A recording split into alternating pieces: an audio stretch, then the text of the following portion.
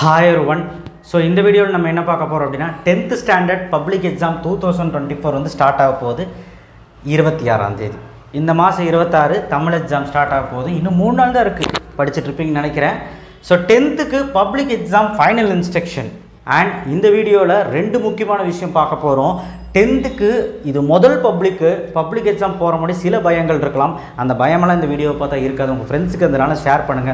நம்ம சேனலை சப்ஸ்கிரைப் பண்ணி வச்சுக்கோங்க. மொத்த இம்பார்ட்டன்ட்டும் எல்லா சப்ஜெக்ட்டுக்கும் வரப்போகுது 10th க்கு. ரொம்ப முக்கியமான சேனல் நம்ம சேனல் 10th க்கு. ஸோ கண்டிப்பாக நம்ம சேனலை சொல்லுங்கள் எல்லாத்துக்கும். அண்ட் இந்த வீடியோக்கு ஒரு லைக் போட்டுருங்க. இதில் என்ன பார்க்க போகிறோம் அப்படின்னா என்ன இன்ஸ்ட்ரக்ஷன், இனி என்னெல்லாம் கொண்டு போகணும், என்னெல்லாம் வச்சுருக்கணும், என்னெல்லாம் ரெடி பண்ணி வச்சுருக்கணும், எவ்வளோ மணிக்கு அங்கே இருக்கணும் எக்ஸாம் சென்டரில், என்ன சாப்பிட்டுட்டு போகணும், எப்படி ட்ரெஸ்ஸிங் பண்ணிட்டு போகணும் எல்லாமே நான் சொல்லுவேன். அண்ட் ரெண்டாவது இந்த வீடியோவில் வந்து பார்த்தீங்கன்னா ஒரு 5 நிமிஷம் கழிஞ்சு என்ன வரப்போகுது அப்படின்னா ஆன்சர் ஷீட் எப்படி இருக்கும். உங்களுக்கு ஒரு புக்லெட் தருவாங்க. அந்த ஆன்சர் ஷீட் ஃப்ரண்ட் பேஜில் என்ன பண்ணணும், அந்த ஆன்சர் ஷீட் எப்படி இருக்கும், என்ன பண்ணணும், நீங்கள் எக்ஸாம் ஹாலில் போய் என்ன பண்ணணும், என்னதான் இன்விஜிலேட்டர் சொன்னாலும் நம்ம வீடியோவை பார்த்துட்டு போனால் உங்களுக்கு ஒரு ரிலாக்ஸேஷனாக இருக்கும். சரிங்களா, பயப்பட வேணாம். ஓகேவா, ஃபஸ்ட்டு அந்த பயத்தை விட்டுருங்க. ஸோ என்னன்னு தெரிஞ்சுக்கிட்டு போனால் ஒரு ஐடியா இருக்கும். ஒரு 10 நிமிஷம் இந்த வீடியோவை பார்த்தீங்கன்னா யூஸ்ஃபுல்லாக இருக்கும். பேரண்ட்ஸும் பார்த்தீங்கன்னா உங்கள் சில்ட்ரன்ஸ் கிட்ட சொல்லுங்கள். ஸோ என்ன அப்படின்னா பப்ளிக் இன்ஸ்ட்ரக்ஷன் ஃபஸ்ட்டு நீங்கள் இங்க் பென் ரெடி பண்ணி வைக்கணும்.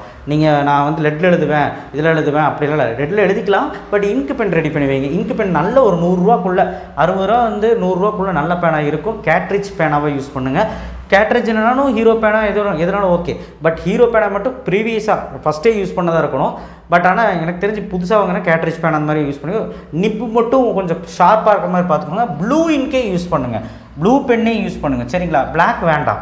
ஓகே, பிளாக் யூஸ் பண்ணிக்கலாம், பட் பிளாக் வேண்டாம். ஓகேவா, ஒரே ஒரு இங்கு மட்டும்தான் உங்கள் பேப்பரில் இருக்கணும். ப்ளூ மட்டும்தான் இருக்கணும், இல்லைன்னா பிளாக் மட்டும்தான் இருக்கணும். நான் ப்ளூ ப்ரிஃபர் பண்ணுறேன். ப்ளூவே நீங்கள் எழுதுங்க.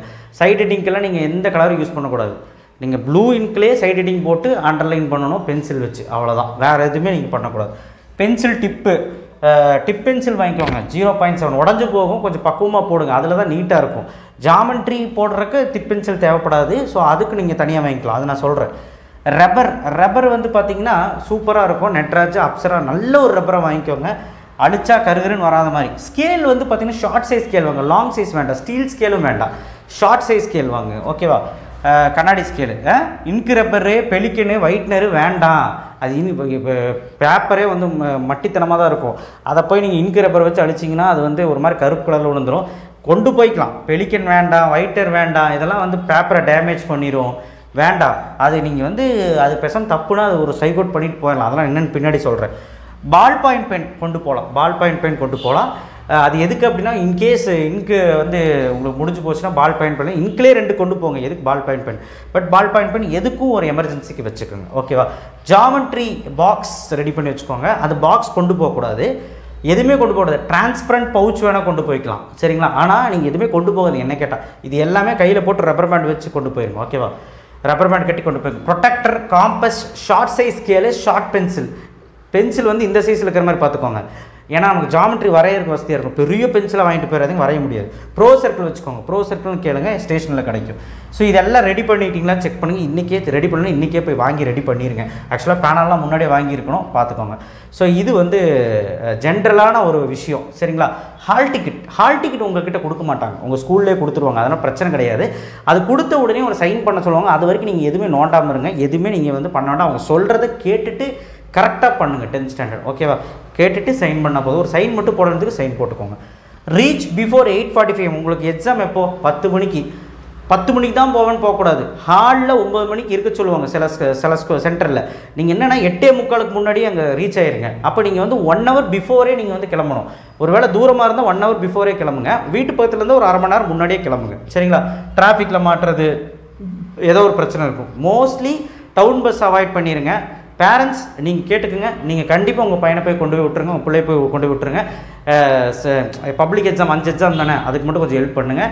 பஸ்ஸில் வேண்டாம், அவாய்ட் பண்ணிடுங்க. எதுக்கு தேவையில்லாமல் அடிச்சு பிடிச்சி போயிட்டு என்னைய கேட்டால் பர்சனலாக அதுதான் சொல்லுவேன். ஓகேவா, பெட்டர் நீங்கள் வந்து அந்த எக்ஸாம் அன்றைக்கி நீங்கள் வந்து பேரண்ட்ஸ் கூட போகிறது நல்லது. 2 வீலரில் கொஞ்சம் நல்லாயிருக்கும். 8:45 முன்னாடி இருக்கிற மாதிரி பார்த்துக்கோங்க. எப்படி எந்த டைமு எந்த டிஸ்டன்ஸ் நீங்கள் பார்த்து கரெக்டாக அதுக்கு தகுந்த மாதிரி போய்க்கோங்க. Have a breakfast. முன்னாடி நான் சாப்பிடாம போவேன், ஸ்கூலுக்கு சாப்பிடாம போன மாதிரி இதுலேயும் சாப்பிடாம போவேன் அப்படிலாம். அட்லீஸ்ட் ஒரு வாழைப்பழமாவது ஒழுக்கமாக சாப்பிட்டுட்டு போங்க. ஏன்னா அது நல்ல ஒரு வைட்டல் பவர் கொடுக்கும். அண்ட் ஆல்சோ நல்லா தண்ணி குடிச்சிட்டு போங்க. அண்ட் ப்ளஸ் உங்களுக்கு ரெஸ்ட் ரூம் எல்லாம் போகணும் அப்படின்னாலே எங்கேயும் விட மாட்டாங்க. விடுறாங்க 1008 ப்ரொசீஜர் இருக்குது. தயவு செய்து வீட்டில் எல்லாம் முடிச்சுட்டு வாங்க. ஏன்னா வந்து ஃபஸ்ட்டு பப்ளிக்குங்கிறனால ஒரு பேனிக் இருக்கும். அதனால் அதெல்லாம் வேண்டாம், வீட்டிலே எல்லாமே முடிச்சுட்டு வாங்க. சரியா? தண்ணி டிரான்ஸ்பரண்ட் பாட்டிலில் கொண்டு போய்க்கலாம். வாட்ச் கட்டிக்கலாம். நான் வாட்ச் இங்கே எழுதலை, வாட்ச் வந்து கட்டிக்கலாம். சரிங்களா? வாட்ச் வந்து அனலாக் வாட்ச், சாதா வாட்ச் கட்டிக்கலாம். டிஜிட்டல் வாட்ச் வேணாம், சாதா வாட்ச் கட்டிக்கோங்க. ரொம்ப ஸ்மார்ட் வாட்செல்லாம் கட்டக்கூடாது. ஓகேவா? வேறு எதுவும் இல்லை. சரி, யூனிஃபார்ம் ட்ரெஸ்ஸிங் கோடு எப்படி இருக்கணும் அப்படின்னா, ட்ரெஸ்ஸிங் கோடு வந்து பார்த்திங்கன்னா கேர்ள்ஸுக்கு பாய்ஸுக்கெல்லாம் இல்லை, ஸ்கூல் யூனிஃபார்ம் தான் பக்காவாக. செருப்பு போட்டுக்கோங்க, ஷூ வேண்டாம். செருப்பு ஏன்னா வந்து அங்கேயே செக் பண்ணுவாங்க. அண்ட் பெல்ட்டு போட்டுக்கோங்க. பட் பெல்ட் கழட்டு சொன்னால் கழட்டிக்கோங்க. ஏன்னா பெல்ட்டும் போடக்கூடாதுன்னு சொல்லுவாங்க சிலர். ஓகேவா? அண்ட் ஆல்சோ வந்து பார்த்திங்கன்னா நார்மல் ஹேரில் நீங்கள் ஸ்கூலுக்கு எப்படி போவீங்களோ அப்படி போங்க கேர்ள்ஸ். பாய்ஸுக்கு வந்து ஓகே கரெக்டாக, ஒன்றும் அதெல்லாம் பிரச்சனை இல்லை. எப்படி நீங்கள் ஸ்கூலுக்கு போகிறீங்களோ அது போங்க. பாக்கெட்டில் ஏதாவது பேப்பர் இருக்கான்னு செக் பண்ணிக்கோங்க. ஏன்னா 1க்கு 2 டைம் உங்கள் அம்மா துவைக்கும் போது மறந்துருக்கலாம். நீங்கள் கிளம்பும் போது அந்த பேக்கெட்டுக்குள்ளே கைவிட்டு இங்கெல்லாம் கைவிட்டு ஏதாவது பேப்பர் இருக்கான்னு செக் பண்ணுங்கள். பணம் கிணம் எதுவுமே கொண்டு போகாதீங்க. அது ஒரு பிட்டுன்னு கன்சிடர் பண்ணிடுவாங்க, வேண்டாம். சரிங்களா? ட்ரெஸ்ஸிங் எல்லாம் உங்கள் ஸ்கூல் ட்ரெஸ் தான். ஏதாவது டவுட் இருக்கா? பேக்கெட் மட்டும் தரோவாக செக் பண்ணிக்கோங்க. எக்ஸாம் ஹாலுக்குள்ளே போன உடனே முக்கியமான விஷயம், ஏதாவது உங்கள் பக்கத்தில் பேப்பர் இருக்கான்னு பார்த்துக்கோங்க. அந்த பேப்பர் இருந்தது அப்படின்னா தயவு செய்து தூக்கி எறிஞ்சிருங்க, இல்லைனா இன்விஜிலேட்டர்கிட்ட கொடுத்துருங்க. தூக்கி எறியாதீங்க, இன்விஜிலேட்டருக்கு கொடுத்துருங்க. நீங்கள் போனோடனே ஃபஸ்ட் அதுதான் பார்க்கணும். ஏன்னா உங்கள் மேலே பழி விழுந்துடும். சரிங்களா? ஸோ நீங்கள் அதை பார்த்து பெஞ்சு கடையில் எதாவது இருக்கான்னு பார்த்துக்கோங்க. ஏன்னா ப்ரீவியஸாக எதாவது பேப்பர் விட்டுட்டு போயிருக்கலாம், இல்லை தெரியாமல் அந்த பேப்பர் இருக்கலாம். அதனால் தயவு செய்து அந்த பேப்பர் இருந்தால் உங்கள் இன்விஜிலேட்டர்கிட்ட கொடுத்துருங்க.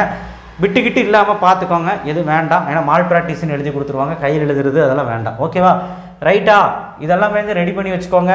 இவ்வளோதான் விஷயமே, ஒன்றுமே இல்லை. சரிங்களா? இப்போ முக்கியமான விஷயத்துக்கு வந்துட்டோம். அது என்னங்கிறது பார்த்துடலாம். என்ன அப்படின்னா, நமக்கு வந்து பார்த்திங்கன்னா ஆன்சர் ஷீட்டு எப்படி இருக்கும் அப்படிங்கிறத நான் இப்போ காட்டுறேன். உங்களுடைய ஆன்சர் ஷீட்டுக்கு வந்து எப்படி இருக்கணும், முன்னாடி பேஜ் எப்படி இருக்கணும் அப்படிங்கிறத காட்டுறேன். இது இல்லை, ஒரு நிமிஷம். ஆன்சர் ஷீட் வந்து முன்னாடி பேஜும் இருக்கும். உங்களுக்கு ஒரு புக்லெட் தருவாங்க. சரிங்களா? அந்த புக்லெட் வந்து பார்த்திங்கன்னா பிளர்ராக தெரியுது, ஏன்னா நான் ஃபோட்டோ எடுத்தது அந்த மாதிரி. புக்லெட் வந்து இந்த மாதிரி தான் இருக்கும். ஃப்ரண்ட் பேஜ் புக்லெட் மட்டும் தருவாங்க. அந்த புக்லெட்டோட ஃப்ரண்ட் பேஜ் இதுதான். அடுத்த பேஜ் என்ன இருக்குன்னு நான் காட்டுறேன், அதுக்கு அடுத்த பேஜ் இருக்குன்னு காட்டுறேன். 3 பேஜ் இன்ஸ்ட்ரக்ஷன்ஸ் தான். சரிங்களா? 4வது பேஜ்லேருந்து எழுதுகிற மாதிரி இருக்கும், அதையும் நான் காட்டுறேன். தமிழுக்கு இங்கிலீஷ் மட்டும் ரூல்டு. சரிங்களா? ரூல்டு ஷீட் கொடுப்பாங்க. ஸோ ஷீட் வந்து A4 சைஸில் தான் இருக்கும். ஃபஸ்ட்டு நீங்கள் போன உடனே இங்கே கேண்டிடேட் நேம், உங்கள் நேம் அவங்களோட நீங்கள் எழுத வேண்டாம், அங்கேயே பிரிண்ட் ஆகிருக்கும். Examination centre, school, group code தேவை இருக்காது. ஏன்னா நீங்கள் வந்து 10th subject, date of examination, register number வரைக்கும் எல்லாமே வந்து பார்த்திங்கன்னா அவங்க வந்து டைப் பண்ணியிருப்பாங்க. நீங்கள் பண்ண வேண்டியது என்னென்னா, இங்கே உங்கள் ஃபோட்டோ கரெக்டாக இருக்கான்னு செக் பண்ணிக்கோங்க, உங்கள் பேர் இதெல்லாம் இருக்கான்னு செக் பண்ணிக்கோங்க. இங்கே வந்து எல்லாமே இதுதான் நம்ம பார்ட்டே. சரிங்களா? இது மட்டும்தான் நம்ம பார்ட்டு, இதெல்லாம் நம்ம நோண்டவே கூடாது. சரிங்களா? இந்த சைடு ஒரு பாக்ஸ் இருக்கா, இந்த பாக்ஸ் எல்லாம் நோண்டக்கூடாது. நீங்கள் வந்து இங்கே மட்டும் கொஞ்சம் கரெக்டாக இருக்கான்னு பார்த்து எல்லாமே பிரிண்ட் ஆகிருக்கும். நீங்கள் இது எல்லாம் செக் பண்ணிவிட்டு ஸ்டூடெண்ட் சிக்னேச்சர்னு இங்கே இருக்கும், அந்த ஸ்டூடெண்ட் சிக்னேச்சரில் சைன் போட்டுருங்க. அவ்வளோதான். அவங்க உடனே நீங்கள் போய் போட்டுறாதீங்க. இன்விஜிலேட்டர் இன்ஸ்ட்ரக்ஷன் கொடுக்குற முடி எதுவுமே பண்ணாதீங்க. ஏதாவது டவுட்டாக அவங்கள கூப்பிட்டு கையை தூக்கி கூப்பிட்டுட்டு, வாங்க மிஸ் ஏதாவது எனக்கு சொல்லிக் கொடுங்க, எனக்கு ஒன்றும் புரியலன்னா கேளுங்க. ஓகேவா? ஏதாவது டவுட் இருக்கா? ஒன்றும் பிரச்சனை இல்லை. இது மட்டும்தான். ஏதாவது இன்கேஸ் இதில் என்னெல்லாம் இருக்குன்னு பாருங்கள். ப்ரெசண்ட்டு, ஆப்சண்ட்டு, அது present absent, attendance, mall practice, அதுதான் சொன்ன பிட் அடிக்காதீங்க அப்படின்னு பயப்படுறதுக்காக சொல்ல. மால் ப்ராக்டிஸ் நீங்கள் ஸ்டிக் போட்டாங்கன்னா கண்டிப்பாக நான் சொல்கிறேன் அந்த பேப்பரை எவாலுவேட் பண்ண மாட்டாங்க, மால் ப்ராக்டிஸ் லிஸ்ட்டில் போட்டுருவாங்க. ஸோ தயவு செய்து வந்து பார்த்திங்கன்னா அது வேண்டாம். சரிங்களா? இங்கே வந்து அவங்களோட சைன், டேரக்டரோட சைன் அதெல்லாம் போட்டுக்குவாங்க. ஸ்டூடெண்ட் சிக்னேச்சர் நீங்கள் இங்கே தான் போடணும். அவங்க கேட்டு அவங்க சொல்லுவாங்க. பேப்பரை வாங்கின உடனே புக்லெட்டெல்லாம் ஆட்டி பாருங்கள். ஏன்னா வந்து அதெல்லாம் கரெக்டாக இருக்கா, கரெக்டாக வந்து தைச்சிருக்காங்களா, ஏன்னா புக்லெட் தானே கரெக்டாக இருக்கான்னு பார்த்துக்கோங்க. ஃப்ரண்ட் பேஜ் உங்கள் பேஜ், உங்கள் பேர், examination centre, school subject, date of examination எல்லாம் கரெக்டாக இருக்கும். உங்கள் ஃபோட்டோவும் கரெக்டாக இருக்கான்னு பார்த்துக்கோ. இங்கே HSCன்னு போட்டு போல SSLCன்னு போட்டிருக்கோம். அவ்வளோதான். எல்லாமே கரெக்டாக இருக்கான்னு பார்த்து, பார்கோடு வரைக்கும் எல்லாம் கரெக்டாக இருக்கான்னு பார்த்துக்கோ. ஏன்னா வந்து நீங்கள் பார்த்ததுக்கப்புறம் தான் இன்விஜிலேட்டர்கிட்ட சொல்ல முடியும். ஓகேவா? இந்த பேஜ் ஓகேவா? இதுதான் ஃப்ரண்ட் பேஜ், வேறு வேலையே இல்லை. சரிங்களா? இதெல்லாம் அவங்களே சொல்லுவாங்க. ஓகேவா? ஓகே தானே? பார்த்துக்கிட்டீங்கல்ல? அடுத்தது பாருங்கள். அடுத்து வந்து அடுத்த பேஜில் என்ன இருக்குன்னு நான் காட்டுறேன். அடுத்த பேஜில் என்ன இருக்குன்னா இது ஆன்சர் ஸ்கிரிப்ட் 12th 10th இதே மாதிரி தான் இருக்கும் சரிங்களா. பாருங்கள் இப்படி இருக்கும். இந்த மாதிரி இன்ஸ்ட்ரக்ஷன் போட்டிருப்பாங்க. அடுத்த பேஜில் இன்ஸ்ட்ரக்ஷன் என்ன போட்டிருக்காங்கன்னா டூஸ் அண்ட் டோன்ட் டூஸ் இந்த மாதிரி மதிப்பெண் பட்டியல் இருக்கும். அதாவது உங்கள் மார்க்கை வந்து எப்படி போடுவாங்க, இங்கே நீங்கள் எந்த கையுமே வைக்கக்கூடாது, இங்கே நீங்கள் எதுவுமே பண்ணக்கூடாது. இங்கே ஏபின்னு போட்டிருப்பாங்க புக்லெட் சீரீஸ், அது 10th கிடையாது. இந்த சீரீஸ் கிடையாது, இருந்தால் சொல்லுவாங்க, பட் இல்லை அது கிடையாது. இங்கே எல்லாமே அவங்களே ஃபில் பண்ணிக்குவாங்க. இந்த பேஜ் நீங்கள் தொடவே கூடாது. இதை வந்து டோட்டல் மார்க் அவங்க போட்டு பண்ணுறது. இதெல்லாம் என்னங்கிறது உங்களுக்கு தெரிஞ்சுக்கணும் அவசியம் இல்லை. அவங்க டோட்டல் பண்ணி போட்டுக்குவாங்க. அடுத்த பேஜ் வந்து பார்த்தீங்கன்னா இன்ஸ்ட்ரக்ஷன் கொடுத்துருக்காங்க. என்னென்ன இன்ஸ்ட்ரக்ஷன் படிக்கிட்டா புட் யுவர் சிக்னேச்சர் இந்த டாப் ஷீட் இந்த அப்ராப்ரியேட். டாப் ஷீட்லாம் நான் பார்த்தல, ப்ரீவியஸாக பார்த்திங்களா டாப் ஷீட்டு, இதுக்கு முன்னாடி இல்லை கொஞ்சம் முன்னாடி சொன்னல உங்கள் சைன் போடணுன்னு, அதான் டாப் ஷீட்டில் உங்கள் கரெக்டான சைன் போட சொல்லிட்டாங்க. ரைட் 20 to 25 லைன்ஸ்னு பேஜ், ஒரு பேஜுக்கு 20 to 25 லைன் வர மாதிரி பார்த்துக்கோங்கிறாங்க. Write answers in both sides of the paper, 2 சைடுமே பேப்பரில் எழுதுங்க. ஒரு சைடு விட்டு ஒரு சைடு ரெக்கார்டு மாதிரி எழுதிடுறீங்க. 20-25 லைன் தான் எழுதணுமா அப்படின்லாம் கிடையாது, நம்ம சௌரியத்துக்கு எழுதலாம். கேப்ட் எழுதுங்க, அது இன்ஸ்ட்ரக்ஷனில் இருக்குது, அவ்வளோதான், பயப்பட வேணாம். Although all rough work must be done on the lower part of the page. நீங்கள் ரஃப் ஒர்க் எல்லாமே நீங்கள் பேஜ் இப்படி இருக்குன்னா இந்த பேஜில் எழுதிட்டு கீழே தான் கீழே ஒரு கோடு போட்டு ரஃப் ஒர்க் போடணும். மேக்ஸ் எல்லாம் இருந்தால் ரஃப் ஒர்க் அங்கே தான் போடணும். Right the question number without fail, question நம்பரை கரெக்டாக போடுங்க, இல்லைனா அந்த இதை வந்து எவாலுவேட் பண்ண மாட்டாங்க, கேன்சல் பண்ணிடுவாங்க, அடிச்சு விட்ருவாங்க. Answer without question number and wrong question number will be not valued. Question number தப்பாக போட்டாலோ இல்லை கொஸ்டின் நம்பர் இல்லாமல் போனாலும் அது வேல்யூவேட் பண்ண மாட்டாங்க. Leave space between 2 answers, 2 answer, ஒரு ஆன்சர் மேலே இருக்குன்னா ஒரு லைன் விட்டுட்டு அடுத்த ஆன்சர் ஆரம்பிங்க. புரிஞ்சுதா? ஒரு ஆன்சர் முடிச்சிருப்பீங்க, அடுத்த ஒரு லைன் விட்டுட்டு அடுத்த ஆன்சர் ஆரம்பிங்க, அதுதான் சொல்கிறாங்க. புக்லெட் சீரியஸ் இது தேவையில்லை உங்களுக்கு. Answer must be legibly written either on blue or black pen. ஒன்று ப்ளூ யூஸ் பண்ணணும், இல்லை பிளாக் யூஸ் பண்ணணும், ரெண்டில் ஏதோ ஒன்று சரிங்களா. ஏதோ ஒன்று. கிராஸ் தி அன்ரிட்டன் பேஜஸ், லாஸ்ட்டில் முடிச்சதுக்கப்புறம் எல்லாம் செக் பண்ணிவிட்டு எழுதாத பேஜெல்லாம் நீங்கள் ஒரு சைடு எப்படியே லெஃப்ட்லேருந்து ரைட்டில் கிராஸ் பண்ணிகிட்டே வரும். உங்கள் பேனாலேயே நீங்கள் பண்ணுங்க, ஓகேவா. ஸோ அடுத்து no marking in the question paper. Question பேப்பரில் எதுவுமே மார்க் பண்ணக்கூடாது. 1 மார்க் மார்க் பண்ணுறேன் அதெல்லாம் பண்ணுறேன் ஸ்கூலில் பண்ண மாதிரி எதுவும் பண்ணக்கூடாது. Don't damage the answer paper, answer paper கிளிக்கவோ அதெல்லாம் பண்ணக்கூடாது, எதுவுமே டேமேஜ் பண்ணிடாதீங்க. Don't write name register name in any page of the answer book. அவங்க ஆன்சர் புக் இருக்குல்ல அதில் வந்து எங்கேயுமே ரெஜிஸ்டர் நம்பரெல்லாம் எழுதக்கூடாது. ஃப்ரண்ட் பேஜில் அவங்களே போட்டிருப்பாங்க, எங்கேயும் நீங்கள் ரெஜிஸ்டர் நம்பர் எதுவும் இருக்கக்கூடாது, ஓகேவா. Don't write with sketch or colour pencil ஸ்கெட்சே கொண்டு போகாதீங்க. அப்புறம் எப்படி எழுதுவீங்க, கொண்டு போகாதீங்க ஃபஸ்ட்டு, சரி எழுதக்கூடாது, கொண்டும் போகாதீங்க. Don't write on the left margin. Left மார்ஜினில் லெஃப்ட் சைடில் ஒரு மார்ஜின் போட்டிருப்பாங்க, அதை காட்டுறேன். லெஃப்ட் மார்ஜின்னா அந்த காட்டுறாங்க, லெஃப்ட்டில் ஒரு மார்ஜின் போட்டிருக்காங்களா, இங்கே வந்து கொஸ்டின் நம்பர்னு அவங்களே கொடுத்துருக்காங்களா, அங்கே போடுங்க, அவ்வளோதான், வேறு எதுவும் இல்லை, அதை தான் சொல்ல வராங்க. ஓகே, அங்கே போய் எழுதிட்டு இருக்காதிங்க. Okay, don't remove any page from the answer book. Answer புக்லேருந்து எது கிழிச்சு எடுத்துடாதீங்க. Don't strike more then 1 all correct answer written in the answer book. ஒரு ஆன்சர் எழுதுறீங்க, அது ஒன்றுக்கும் மேற்பட்டு நீங்கள் அது மேலே அடிச்சுட்டு இருக்காதீங்கிறாங்க. மேலே பிடிக்கலையா அந்த ஆன்சர் தப்பாக ஒரு ஸ்ட்ரைக் அவுட் போட்டு பண்ணுங்கள். இது ஒரு எக்ஸாம்பிள். 1 மார்க் இருக்குன்னா 1 மார்க் ஆப்ஷனோடு எழுதுங்க. ஒரு எக்ஸாம்பிள் பேப்பர் இது 12th தான். இந்த மாதிரி இந்த சைடு தான் கொஸ்டின் நம்பர் போடணும். இது வந்து பிளெயின் பேப்பர்னால பிரச்சனை இல்லை. தமிழ்னா உங்களுக்கு வந்து ரூல்டு பேஜாக இருக்கும். ஸோ ரூல்டு பேஜில் அழகாக எழுதுங்க, ஒரு பிரச்சனை. இந்த மாதிரி கேப் விட்டு சைட் ஹெட்டிங் போட்டு எழுதுங்க. ஒரு பேனை தான் யூஸ் பண்ணணும். சைடு ஹெட்டிங்க்கு ஒரு பிளாக்கு அப்புறம் ப்ளூவு அந்த மாதிரிலாம் எழுதக்கூடாது, ரெண்டுமே ப்ளூவாக தான் இருக்கணும். இதுக்கு வந்து சைடு ஹெட்டிங்க்கு பென்சில் வச்சு அண்டர்லைன் பண்ணுங்கள், அவ்வளோதான், ஓகேவா. எதாவது டவுட் இல்லை. ஆன்சர் ஷீட் இப்படி தான் இருக்கும், புக்லெட் இருக்கும். உங்களுக்கு இன்கேஸ் நீங்கள் வேணும்னா, நீங்கள் ஆன்சர் ஷீட் வேணும்னா நீங்கள் வந்து இது பண்ணிக்கலாம், கேட்டுக்கலாம் உங்ககிட்ட, சரிங்களா. அடிஷன் ஷீட் வேணுன்னா கேட்டுக்கலாம், அதுக்கு ஒரு சைன் பண்ண சொல்லுவாங்க, சைன் பண்ணிட்டு வாங்கலாம். அது எப்போனா நீங்கள் முடிஞ்சதுக்கப்புறம் வாங்காதீங்க. முடிவு போகிறதுக்கு முன்னாடி ஒரு ஷீட் எழுதிட்டு இருப்பீங்க கடைசியில், அப்போவே நீங்கள் எந்திரிச்சு நின்றுங்க, ஏன்னா உங்களுக்கு டைம் பத்தாது.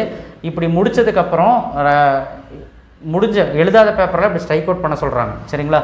ஸ்ட்ரைக் அவுட் பண்ணிடுங்க, உங்கள் பேப்பரை இப்படி மறக்காமல் ஸ்ட்ரைக் அவுட் பண்ணிடுங்க. அதே மாதிரி ஏதாவது ஆன்சர் தப்பாகிடுச்சுன்னா ஒரு பிரச்சனையும் இல்லை. இங்கே பாருங்கள், இவர் அடிச்சுட்டு பாருங்கள், ஆன்சர் தப்பாயிடுச்சுன்னா ஒரு ஸ்ட்ரைக் அவுட் பண்ணிட்டு என்னால் அடிக்கப்பட்டதுன்னு எழுதுனா போதும். பாருங்கள் அவர் நீட்டாக அடிச்சுட்டு திஸ் வாஸ் ஸ்ட்ரைக்கட் பை மீ அப்படின்னு எழுதலாம், இது என்னால் அடிக்கப்பட்டதுன்னு எழுதலாம். அப்போ தான் உங்கள் ஹேண்ட் ரைட்டிங் வச்சு மேட்ச் பண்ணுவாங்க. அதனால தான் உங்களுக்கு அது தப்புனா ஒரு ஸ்ட்ரைக் அவுட் மட்டும் பண்ணிடுங்க, சரிங்களா. ஒரு ஸ்ட்ரைக் அவுட் மட்டும் பண்ணிங்கன்னா இது என்னால் அடிக்கப்பட்டது அப்படிங்கிறது அங்கே எழுதிருங்க. இதுதான் நான் சொல்கிறது. அதே மாதிரி ரஃப் ஒர்க் பற்றி சொன்னல, ரஃப் ஒர்க் வந்து இப்போ வந்து மேக்ஸாக இருந்ததுன்னா இப்போ இந்த ஒரு ஷீட்டுன்னு வச்சுக்கோங்களேன், இதுதான் ஒரு ஷீட்டுன்னு வச்சுக்கலாம். இப்போ இது இவ்வளோ தான் இருக்குது ஒரு ஷீட்டு. நீங்கள் எழுதுறீங்க, இங்கே ஒரு கோடு போட்டுக்கோங்க, கோடு போட்டு இங்கே ரஃப் ஒர்க் போடுங்க. அதுதான் சொல்கிறாங்க, கீழே தான் ரஃப் ஒர்க் போடணுமாம்மா, சைடில் எல்லாம் போடாதீங்க. ரஃப் ஒர்க் இன்டூ டிவிஷன்லாம் பண்ணுவீங்களா, அதுக்கு ஸோ எதாவது டவுட்னா கமெண்ட் பாக்ஸில் கமெண்ட் பண்ணுங்கள். எல்லாமே நான் சொல்லிவிட்டு எல்லாமே ரெடி பண்ணி வைங்க. உங்கள் பேப்பர்லாம் எப்படி இருக்குன்னு காட்டியாச்சு. பயம் வேண்டாம், ஒழுப்பம் படிங்க. எல்லா இன்ஸ்ட்ரக்ஷனும் கேட்டுட்டு அதுக்கப்புறம் எக்ஸாம் எல்லாம் ப்ரொசீட் பண்ணுங்கள். பேனிக் ஆகிடாதீங்க. ஏதாவது டவுட்னா இன்விஜிலேட்டர்கிட்ட கேளுங்க. தேங்க்யூ. ஷேர் பண்ணுங்கள், சப்ஸ்கிரைப் பண்ணுங்கள். All the best. தமிழுக்கு இம்பார்ட்டன்ட் போட போகிறேன். இன்றைக்கி சாயங்காலம் நாளைக்கு காலையிலக்குள்ளே படிக்க ஆரம்பிச்சிருங்க. ரொம்ப இம்பார்ட்டன்ட் தான் போடுவேன். அதை மட்டும் படிச்சிங்கனாலே 100க்கு 100 எடுத்துடலாம். தேங்க்யூ.